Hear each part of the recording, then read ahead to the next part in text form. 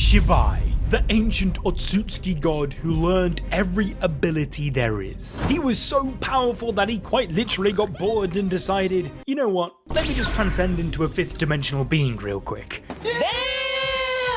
But what makes him this untouchable deity stronger than every character in Naruto and Boruto history? Well, the answer is Shinjutsu. If you acquire just one of these abilities, you automatically scale to becoming one of the strongest shinobi ever, as proved by Boruto. That's because Shinjutsu is the origin of every jutsu ever made, as revealed by Amado. In fact, jutsu is simply humanity's failed attempt at replicating these divine techniques. To put into perspective how OP these Shinjutsu are, using them, Shibai can literally become untouchable, as he can simply bend time and reality to his will to achieve the perfect outcome to everything he desires. However, centuries ago, after consuming endless amounts of planets, Shibai retired from this realm and abandoned his body on Earth. Then, years later, the man himself, Amado, discovered it. Realizing who, and more importantly, what it was, Amado went to work and attempted to utilize Shibai's power. In order to complete his goal and defeat Ishiki, Amado created multiple cyborgs and imbued pieces of Shibai's DNA in each one, hoping they would one day awaken their own divine Shinjutsu. One of these being the Ishiki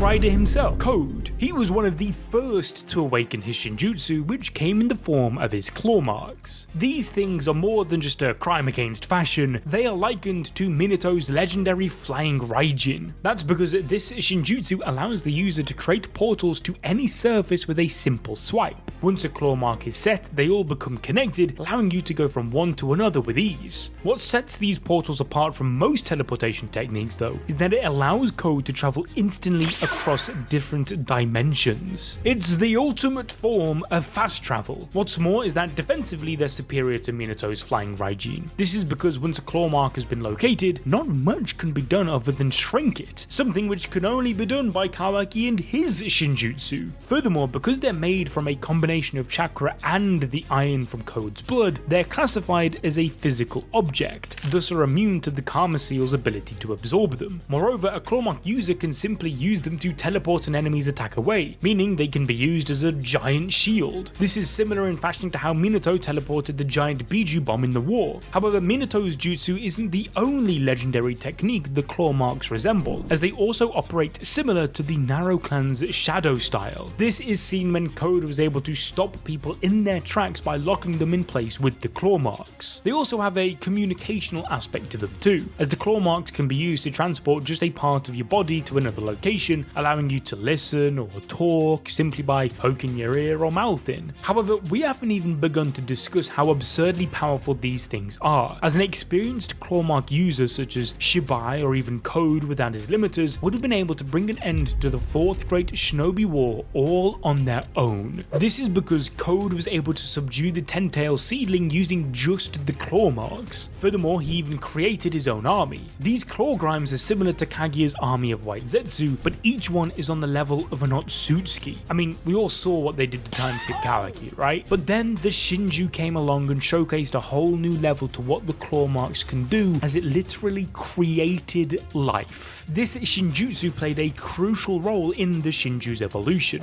Because Code's blood was infused with the chakra, the remains of Ishiki's karma and Shibai's cells turned what were originally mindless goons into sentient beings capable of their own form of reproduction by using trees to clone the chakra of humans. But this is the power of just one Shinjutsu, yet there's many more that make this one look like a joke, starting with the dojutsu of Ishiki and Kawaki, the Kokugan. The first ability of this insane eye is Sukuna Hikona, a Shinjutsu which allows Ishiki and Kawaki to shrink any non-organic object. This is why Sasuke and Boruto cooked up the plan to disguise Boruto as a sword so that he could close the distance. That being said, a Sukuna Hikona user can shrink themselves and anything considered an extension of themselves, such as the way Jigen was an extension of Ishiki's main body as he had merged with the monk. Furthermore, they can shrink any energy and chakra based substances, such as the claw marks which I mentioned, but the shrink shrinkage happens so quickly that even to eyes as powerful and as skilled as Sasuke's Sharingan, it can look like instant teleportation. You see, whilst fighting Boroshiki, Kawaki instantly reacted to a surprise attack, something which even Sasuke couldn't do. But not only did he react, he also absorbed the Rasengan in an instant, all whilst shrinking himself to dodge Boroshiki's kick. This is only one half of the Shinjutsu's full power though, and that's thanks to how perfectly the Sukuna Hikona techniques works with Daikoku Ten. You see, this is a separate dimension accessible only with the user of the dojutsu where time doesn't flow.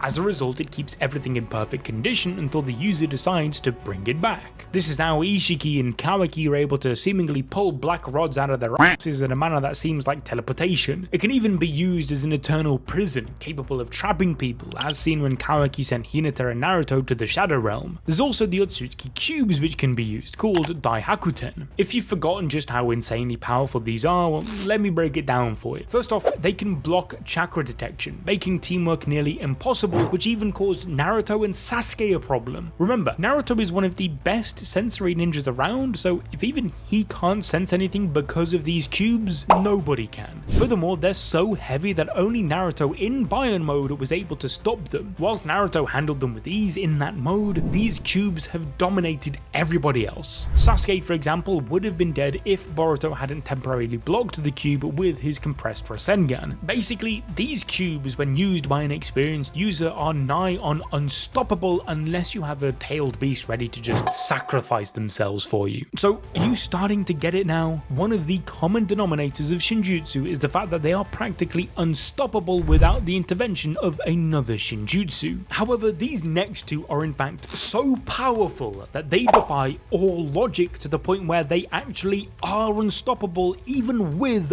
other Shinjutsu. Starting with Reflection. Now, get this Shinjutsu allows the user to reflect any incoming attacks back at the opponent. That's genius.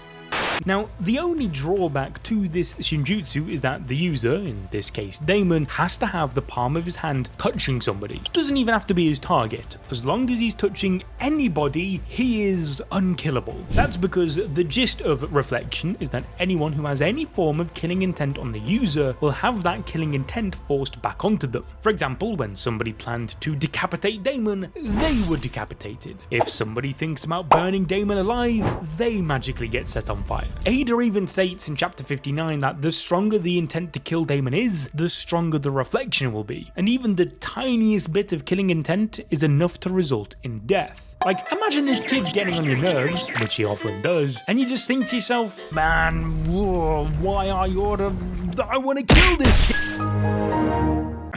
Due to this insane hack's ability, Ada considers Damon the only non-Otsutsuki capable of killing her. Furthermore, this reflection can even extend to the person he's touching to activate the ability to begin with. This is pretty damn terrifying when you remember that Otsutsukis come in pairs. Thus, Shibai, the originator of this ability, could not only make himself immortal at all times by touching his Otsutsuki partner, but theoretically them as well. In the case of Damon, however, he's always looking for piggybacks off others or cuddling up with his sister Ada, making her immortal too. But this is where things get serious, as her Shinjutsu is so ridiculously busted that it's simply impossible to control. I'm talking about Omnipotence. This power is literally described as a divine ability reserved only for the gods. This is because its primary function is to manifest the user's deepest desires into reality. That's right, it is reality warping, and it's likened to a programming language used by the gods, capable of creating entire worlds and making anything the user envisions become real. Because of its unparalleled abilities, Momoshiki Otsutsuki declared Omnipotence to be the most powerful Shinjutsu in existence. The Shinjutsu of all Shinjutsu.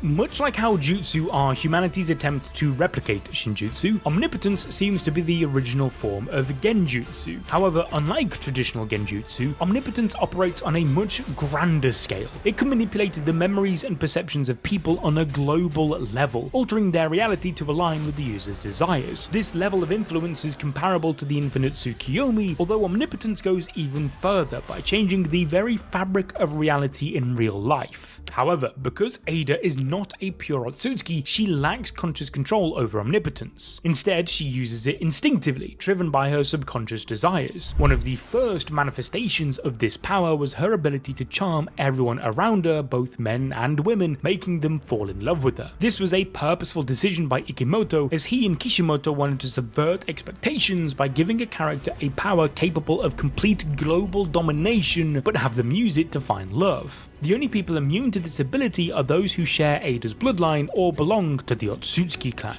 The true extent of Omnipotence's power became evident later when Ada's subconscious, in an attempt to fulfill Kawaki's desires, rewrote the memories of everyone on Earth. After firming his resolve to go after Boruto to keep Naruto safe, Kawaki sealed away Naruto, making him a fugitive. However, realizing that nobody in Konoha would be able to bring themselves to kill the son of the Hokage, Kawaki wished that Boruto was like him, a total nobody. That way, they would. Then, when he asked Ada to use her all-seeing Senringan to look him in the eye, it caused its true power to activate. As a result, Omnipotence made people believe that Kawaki was the biological son of the 7th Hokage, whilst Boruto was perceived as an outsider who had killed Naruto. This memory rewrite was so thorough that it even affected those who were not physically present in the dimension when Omnipotence was cast. Over the course of the next 3 years, the effects of this persisted, surpassing any sense of contradiction in those affected. For example, despite Kawaki's body being heavily modified by Kara, people didn't question how someone supposedly born and raised in Konoha could have such alterations. Furthermore, the absence of Momoshiki went unnoticed, and any attempts to confront people with the truth only made them more resistant, even when shown visual evidence like photographs or mission reports. Ada herself believed that reversing the effects of Omnipotence was impossible. Thus, when confronted by Sarada and Sumire, she suggested that rather than trying to undo the memory alterations, it would be more practical to create new memories, though this carried its own risks. According to Momoshiki, who claimed to know a lot about Shinjutsu and what Omnipotence was, killing the technique's user would not undo its effects. He went on to add that Omnipotence has been used throughout human history, asking Boruto if he's ever questioned how many times previous Otsutsuki gods have manipulated the memories of humans. Nonetheless, despite being affected by the memory rewrite, certain characters like Sasuke managed to avoid the lingering effects by focusing on the contradictions immediately after the memory changes occurred and putting faith in his daughter. Even 3 years later, some individuals like Mitsuki began to notice the inconsistencies in their interactions with Kawaki, which led to feelings of confusion and doubt about their memories. Amado, who created Kawaki's body modifications, was able to recognize his signature on Kawaki's body and deduce that his memories must have been tampered with. Shikamaru, likewise, after hearing Amado's theories, started to realize that certain puzzling situations made way more sense when he considered it in the context of memory alteration. According to Boruto, retaining knowledge of the truth without explicitly learning about Omnipotence requires a significant amount of mental effort, making it a rare and difficult feat. Now, if you enjoyed this video and want to experience more peak fiction, then make sure you click the video on your screen right now.